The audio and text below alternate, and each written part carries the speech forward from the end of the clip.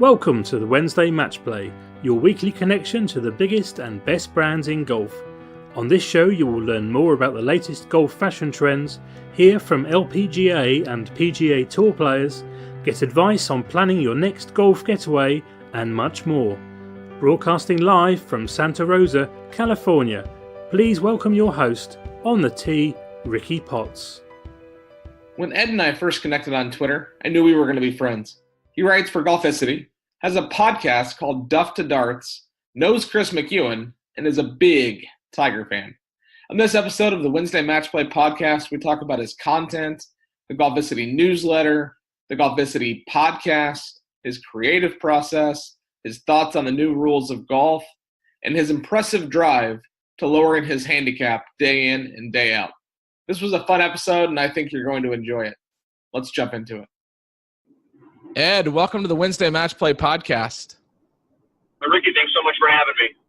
Very excited to have you here for a couple of reasons. One, I love your content. You're doing an incredible job with what you're creating, but you're a Tiger fan. I think you wore red today, and I did. Tiger just won the Masters. How good is that? It's hard to put it into words because we didn't think it was ever going to happen again with the injuries and everything like that, but it was insane. I was in my living room yesterday pacing back and forth. Like every time he had like a long putt, I'm dropping down to one knee and pulling my hair out. And by the end of the tournament, my son's in the background going, "Daddy, you always watch golf. It's too much golf, turn it off." And I'm like, "Son, you don't understand. You don't understand what's going on right now." It was pretty amazing. I had a text chain going on with my dad and my father-in-law. So even though we weren't all in the same room, we watched it together, and it was a cool experience.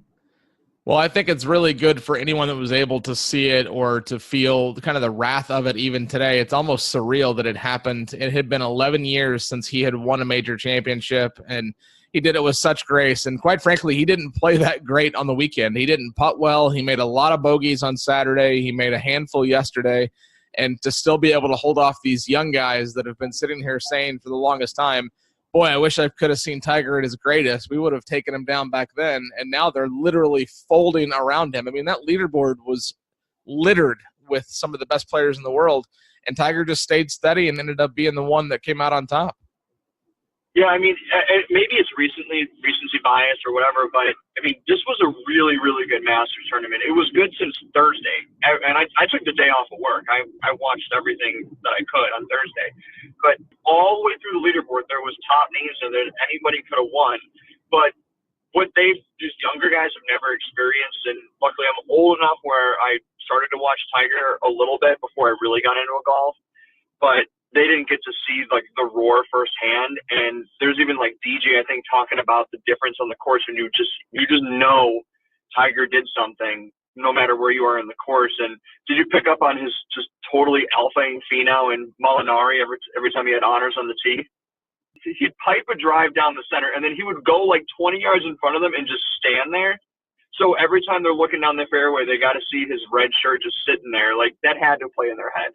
Every tee shot Molinari hit, Tiger was right there. Even on that par 3 where both Molinari and Finau went into the water, Tiger's like walking up. He's on the green as they're getting ready to drop. He's like, "All right, guys, come on. I hit the green. Let's go."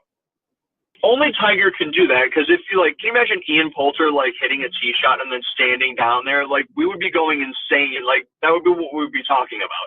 How can Poulter be standing in the way? Like get out of the way. But Tiger does it, and it's just gold. This episode's not about Tiger, but knowing that you're a Tiger fan and knowing that I think I'm Tiger's biggest fan, we had to give a tip of the cap to him and what he accomplished yesterday. And again, it's still surreal, but I've had a smile on my face all day. So let's jump into the focus of this episode of the Wednesday Match Play podcast. And it's you, your content, and your relationship with Golficity. So start by giving us an overview. What is it? What kind of content is being shared there? And what kind of things are you creating for this website? Golficity is a great spot for, the common golfer who's trying to get better.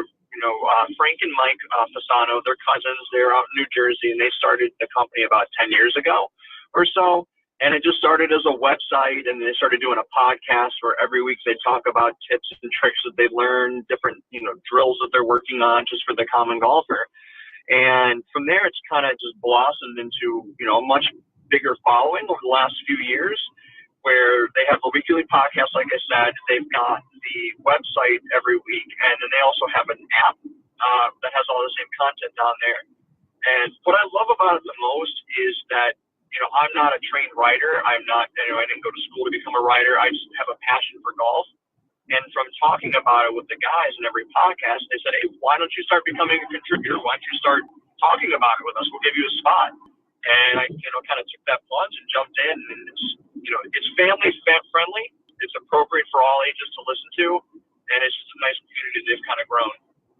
So you're one of the contributors. How many people contribute to the website? Besides Frank and Mike, who are they're the leads, they are the captains of the ship, so to speak, there are about 10 total contributors that contribute regularly. There's Justin, who is like a staff writer. He does a lot of the day-to-day stuff, what's happening if there's like a big signing with a player going to a new equipment manufacturer or some news that drops. He's putting that out there. And then you've got guys like Eric Benzenberg, who does a lot of the tech and equipment stuff. He's got an eye for that. And Chris McEwen, who lives out here in Chicagoland with me, who does a segment called McEwen Reviews It, where he just takes stuff out and tries it on the course and talks about it. And then myself, who's, I've been at this for about a year and just kind of sharing experiences as I've been having them.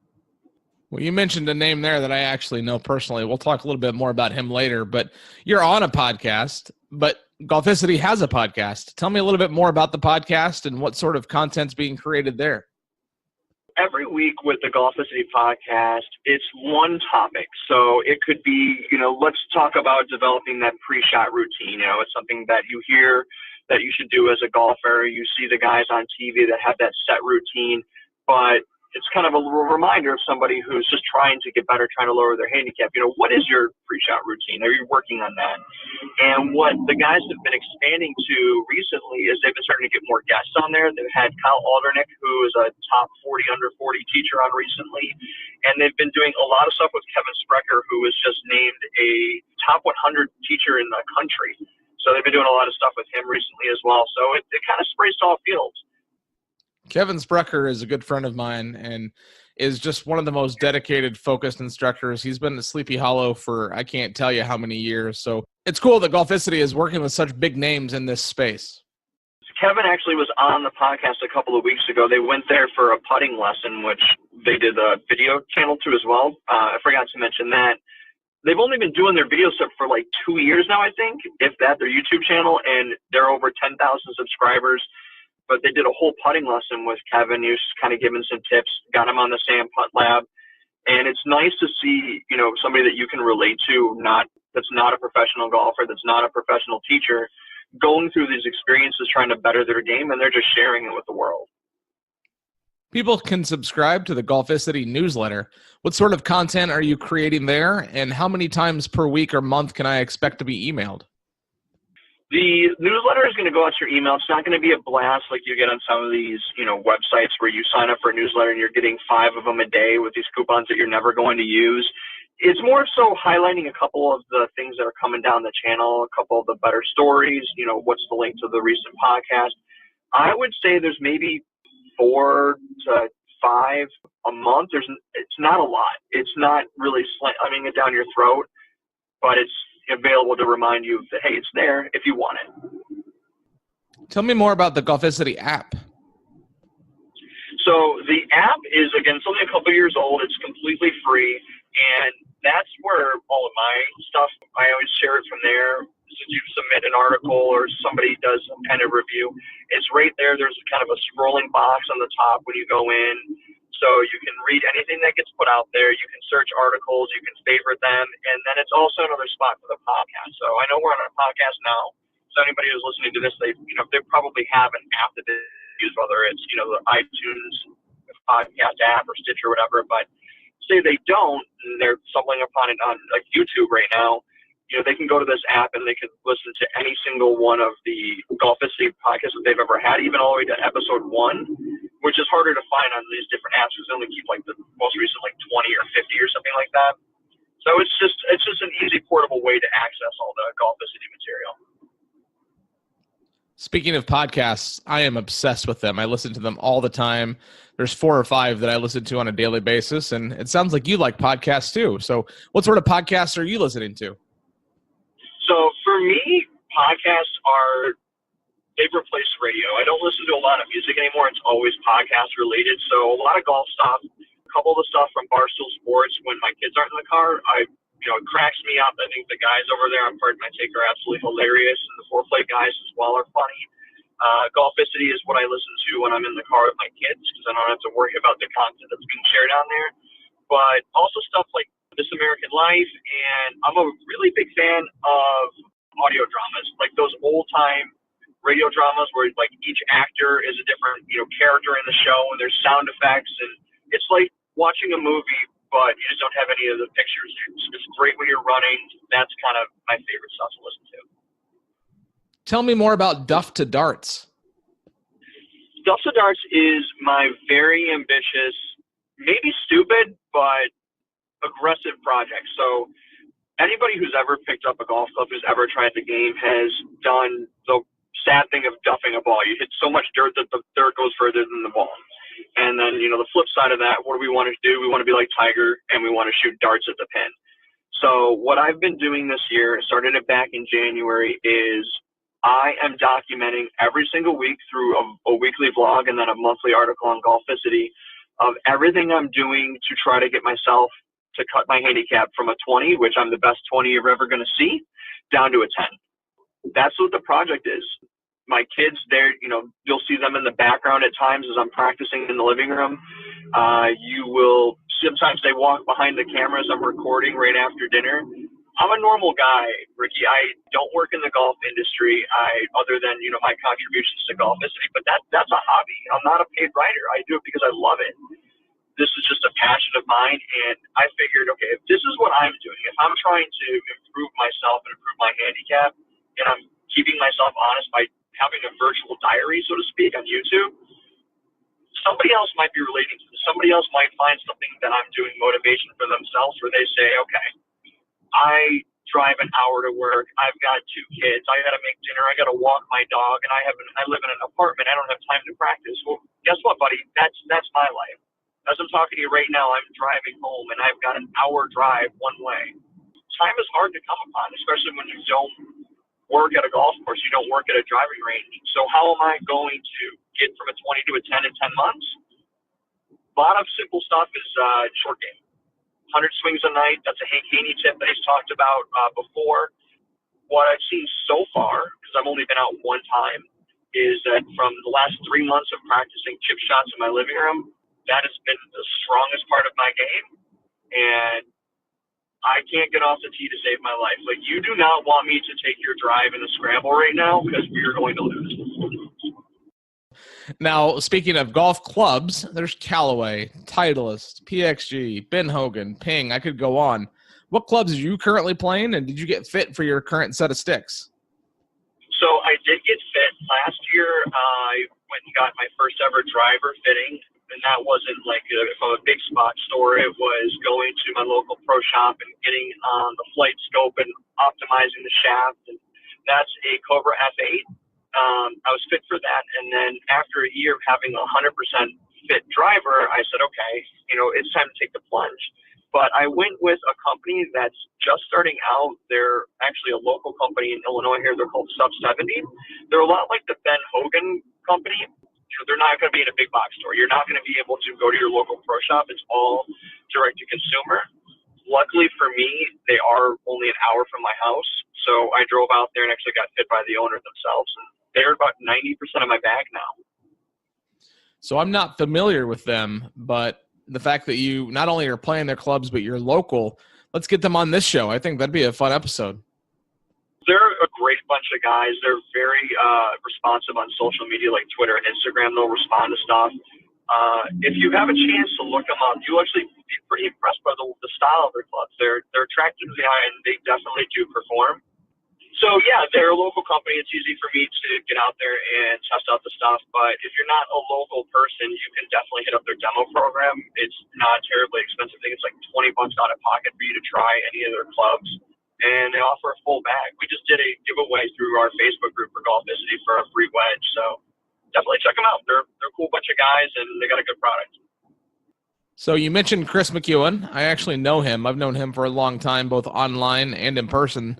And I saw you guys do a video recently. That's pretty cool. So what a small world. And tell me more about that video. So, yeah, Chris is a really cool guy. He's been writing with Golficity, I think, for like 8 years or so. He's one of the original contributors. So with the video Chris and I did together, this was our first collaborative effort. It was a place called Power of the Golf Ball. It's right outside Chicago. My boss, her significant other, he works there. He's a retired firefighter who loves golf. So what better way to fill up his retired days than going to work at a golf facility, right? It's run by this guy named Olin Stevens, who's a master teaching professional, and he started this place. And in Chicago, 6 months of the year, we've got garbage weather. Like literally yesterday, the day of the Masters, it snowed like 4 inches, and today it's 53 degrees. It doesn't make any sense, the weather we have here. We have 3 of the 4 seasons in 24 hours, and it sucks when you're trying to go play golf. What this place has, besides a bunch of teachers, is they have these simulators that are absolutely crazy. I know you were from Indiana, so you're familiar with simulators, right? Yeah, I love simulators. And when I was in college, I actually practiced and played out of a couple of courses in Indianapolis. And one of them was the Riverside Golf Academy associated with Riverside Golf Course in downtown Indy. And they had about 6 or 7 simulators, and the same weather that you experience in Chicago, it snows all the time in the Midwest. And we would just turn the simulators into our haven and, get a bucket of beers and just go play golf. And you can play Pebble Beach, or you can just go to the range and hit balls. And it was always fun to turn up the heat on the driver, so it made it look like you were hitting it a little bit further than you actually were. But very familiar with simulators. Everybody, anybody who plays golf, they check out a simulator place, but this place is different than anywhere I've ever been to. They have these simulators that the floor actually tilts and moves based on your lie. So you mentioned Pebble Beach. When you play Pebble Beach, I've never played there in person, but after you hit the tee shot, the fairway slopes left to right. Well, when you hit the fairway and you play Pebble Beach here, the floor will actually raise up on the left side, lower down on the right side to the actual pitch of the fairway. So you have to adjust your shot based on your lie. I play one simulator that's like, it's just a flat screen, it's a flat surface, and no matter what I do, the ball is going to go straight. Here, if you're on a left to right pitch, you have to aim left, otherwise you're going out of bounds like I did when I did it on our video, and I shot like a 10. But yeah, it's a really cool place. The floor does that, and then on top of that, it has the fairway spot. The tee automatically comes up with the ball, so you never have to go reach for another ball. It just feeds automatically, like if you're at Topgolf. And then if you hit it in the bunker, there's a spot where you have to drop your ball that says, this is the sand, this is the bunker area, and it hits like a fabric. And as you hit it, sand actually flies out of the little sand area. If you're in the rough, it has a rough area, and the simulator will not let you go forward unless you put the ball in that spot. So you can't even cheat. It's really, really cool. Hey there, it's Gabe Aloisi from Private Club Radio. If you are in the private club business, meaning you're a manager, you're a membership director, you sit on the board of directors, and you want to be entertained and educated, we have a weekly show on Mondays here on the Golf Radio Network. It's called Private Club Radio, and it's just for you. You can give it a listen over at privateclubradio.com or subscribe wherever podcasts are heard. Speaking of golf balls, what golf ball are you currently playing, and have you had a chance to hit the cut golf ball? The ball I'm currently about to lose is going to be the Vice golf ball. I played a little bit of them last year, and with me, we're talking about my Dusted Darts project. I'm so bad off the tee. Like, I lose probably 6 to 7 balls around, and when I asked my wife for a box of Probies for Christmas, her response was, why, so you can just lose them? She was not wrong. So I got the Vice golf balls. I'm going to try those out. I wanted to get the cut balls, and I wanted to order some the other day, but they were sold out. So I got to kind of stay on top of that. I hear nothing but great things about them. They're good. And I actually, funny you say that, last weekend I was playing and I found one and I put it in my bag, and well, I may or may not have proceeded to lose it, similar to you. So I understand. Yeah, it's really frustrating when I look at my scorecard and I make little dots, every time I lose a ball. And I see what my scores are, and I'm bogey or I'm double bogey, and it's because I'm hitting a ball out of bounds. why don't you stop letting your ego swing off the tee and maybe slow down a little bit there, Ed, and you can find a fairway and some lower scores. I got to do that. I actually worked on it this past weekend. I took my son to the driving range before all the snow, and he's 6 years old. We did 3 hours at the driving range for a 6-year-old. It's just insane. Kid loves pounding driver. He asked if we can go back the next day or next weekend, so I'm going to take him again. But because my driver was so bad, I spent an entire bucket just hitting driver, trying to figure out all the things I'm doing wrong. What is your process when writing a new article? Do you sit down and type it out? Do you have a yellow pad that you write it out on? I'm a writer, and I'm always curious what the process is for people that are contributing to websites and blogs. Yeah, perfect. Yeah. So because my style or the way I write isn't, a trained professional, it's not a trained writer, it's more blog style. I'm telling the story. I write 2 ways. One, I will take the notepad on my cell phone and I will just lay in bed at night, and however I would tell a story to you or to somebody at work, I just start typing it out that way, copy and paste it in, and just do some edits later. Or I'll just go right to the website, to the contributor page, and I'll just start telling the story. Reread it a few times, and I'll have my wife proofread it. She's very good with grammar. I'm awful at it. That's it. It's very informal. Sometimes it shows, but I think at the same time, it's more personable. I use a lot of I's and me's, and I try to make jokes when I write. That's the way I like to do it. Feedback's been good so far, and I hope to continue to do it for a long time. The rules of golf changed this year. Thoughts on the changes? And FYI, I am sure it looks as dumb as it feels, but I still can't grasp dropping a ball from knee height. The dropping from knee height is weird. It's weird to see it on TV because every pro does it differently. I think they need to be more lenient with it. If common sense tells you, like you're just watching a football game, if it's a catch, it's a catch. If it's a drop, it's a drop. If a player looks like they're dropping it from their knee, it's good enough. I don't want to see these guys in the senior tour this year after, midway through the season bending over to drop it from their knee and their back locks up on them. I don't need to see that. Let them get close enough to the knee and call it a day. I don't think it should be ruled as an ineligible drop if it's above the knee too much. I think from knee to shoulder, anywhere in there is fine. I think they should change that. The flag stick in, I messed with it a little bit when I played. I don't care for it inside 6 feet. I think it makes the hole look smaller. It makes it a little bit harder. Playing by yourself is great when you're on the other side of the green. You don't have to worry about pulling it. But I think what we're going to see is that the PGA Tour will probably get rid of leaving the flag stick in for professional tour events and just leave it in like an amateur level, because I think if Bryson ends up winning like the Open Championship by leaving the flag in, the R&A and the PGA Tour is just going to lose their mind. Golficity is active on several social media accounts. What network has been the most successful for the brand?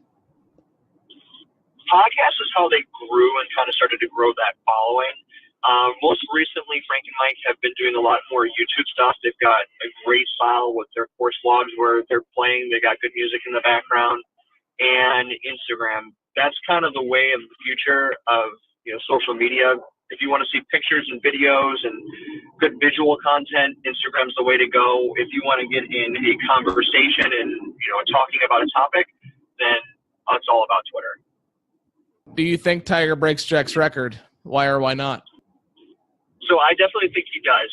I was saying before to some other people and whatnot that if he can win that one more major to kind of get another taste of a major victory, then there's no way you can stop him. And if he needs to stay healthy, he freaking won yesterday.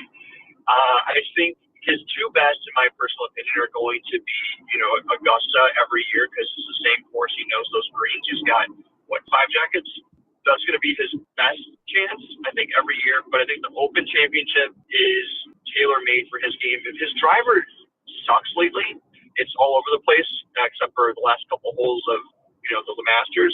So if he can just, club down and hit those stingers all over the Open, especially when it's windy, that's going to be his bread and butter. But this year we got Pebble Beach and we got Bethpage. Just thinking that and hearing that gives me chills, man. That's crazy. Seriously, think about it. If Tiger won every major this year, if he had a Grand Slam, he just came back. It's an amazing story. Everybody who doesn't even watch golf knows about it. The have people at my work who don't watch golf who were congratulating me today on this win. I had nothing to do with it. I don't even know the guy. But they understand what a big deal it is. What's next for Golficity and for you with your content and Duff to Darts? I mean, you got a lot of things going on. So what's next for you? Really busy. Masters Thursday was the day that my wife and I set up our fast passes to go to Disney. So when I'm down there, I'm going to play a round of golf, do a little article on the whole going to Disney, renting the club process. I haven't found anything that's given me the answers that I want. So since I haven't found anything that I was looking for, I'm going to make it, and hopefully it'll help somebody else out. And then with my Duff to Darts project, hopefully I can lower that handicap by 10 by the end of October. It's going to be hard, duffing on a dime, as I call it, trying to keep the budget down. Anything else for me is kind of hit the ball and see where it lands and see where it takes me. Hopefully I can do more stuff with Chris, with Bettinardi and Wilson Golf, and even Tour Edge being in the Chicagoland area. Hopefully we can set up a tour or something to go visit those guys. With the greater Golficity and Frank and Mike, they're actually going over to play in Rick Shields' YouTube tournament. Have you seen this? Am I advertising this at all? Oh, yeah. Rick and I talk quite a bit on Twitter. Yeah, so Rick's YouTuber's invitational thing that he's got going on, Frank and Mike are going over there. They're going to be one of the folks representing the U.S., so they're going to go do that. They're going to go over, before that, they're going to put in some miles on a plane, buddy. They're going over there. They're going to play with the Shot Scope guys, who are one of their sponsors.